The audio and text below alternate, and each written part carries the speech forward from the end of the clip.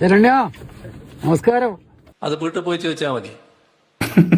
നമ്മൾ ഈ കണ്ടതേ രണ്ടും നേതാക്കളാണ് കേട്ടോ. ഒന്ന് ഒരു മഹാരാജാവിനെ കാണാൻ വേണ്ടിയിട്ട് ഒരു അടിമ അങ്ങോട്ട് കയറി ചെന്ന് മഹാരാജാവിന്റെ മുമ്പിൽ ചെന്നിട്ട് ഒന്ന് വാ തുറന്നതേ ഓർമ്മയുള്ളൂ, പിന്നെ വീട്ടിൽ പോയി പറയാനാ പറഞ്ഞത്. നമ്മൾ രണ്ടാമത് കണ്ടതേ മഹാരാജാവും ഒന്നുമല്ല, ഒരു നേതാവാണ്. ഒരു നേതാവ് അങ്ങോട്ട് വിളിച്ച് ചോദിച്ചിട്ട് ക്ഷേമം അന്വേഷിക്കുന്ന ഒരു നേതാവ്. ഈ രണ്ട് കാര്യങ്ങളും ഇതിനേക്കാൾ നല്ലൊരു ഉദാഹരണം കാണിച്ചു തരാൻ വേറെ ഒന്നും ഇല്ലാന്ന് തോന്നി, അതുകൊണ്ടാണ് കാണിച്ചിരുന്നത്. കഴിഞ്ഞ ദിവസം നമുക്കറിയാം, കാട്ടിലകപ്പെട്ട് 4 ദിവസം കുടകിൽ കാട്ടിലകപ്പെട്ട് പോയിട്ടുള്ള ശരണ്യനെ വിളിച്ചിട്ട് അവരുടെ ക്ഷേമം അന്വേഷിക്കുന്ന KC വേണുഗോപാലിനെയും മറ്റിടത്ത് നമ്മൾ കാണുന്നത് അങ്ങോട്ട്, അതായത് സ്റ്റേജിൽ കെട്ടി രാജാവ് പ്രസംഗിച്ചുകൊണ്ടിരിക്കുന്നതിൻ്റെ ഇടക്ക് ഒന്ന് അങ്ങോട്ട് കയറിയിട്ട് രാജാവെ എന്ന് വിളിച്ചതുകൊണ്ട് ആ വിളിയൊക്കെ അങ്ങോട്ട് വീട്ടിൽ പോയി ചെന്നാൽ മതി എന്ന് പറയുന്ന ആ ഒരു രാജാവിന്റെ വ്യത്യാസമാണ് നമ്മൾ കണ്ടത്. ഏതായാലും KCയുടെ ആ ഒരു വീഡിയോ ഒന്ന് കണ്ടു നോക്ക്. ഇത്രയാണ്, ഞങ്ങളെല്ലാം കൂടെ പ്രാർത്ഥിക്കായിരുന്നു, കേരളം മൊത്തം പ്രാർത്ഥിക്കായിരുന്നു എനിക്ക് വേണ്ടിയിട്ട്.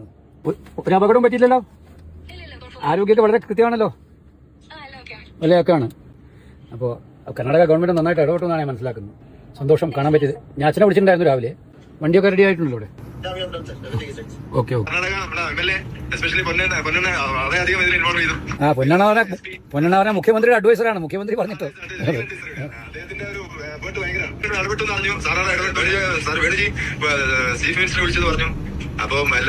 രാവിലെ തന്നെ മുഖ്യമന്ത്രി വിളിച്ചിരുന്നു, ഫോറസ്റ്റ് മിനിസ്റ്റർ വിളിച്ചിരുന്നു, ഹോം മിനിസ്റ്ററേയും വിളിച്ചിരുന്നു. അപ്പൊ അത് നമുക്ക് മുമ്പ് ഈ അർജുന്റെ കാര്യത്തിലും കർണാടക ഗവൺമെന്റ് അടുത്ത് ഒരു ഇൻട്രസ്റ്റ് ഉണ്ടായിരുന്നു.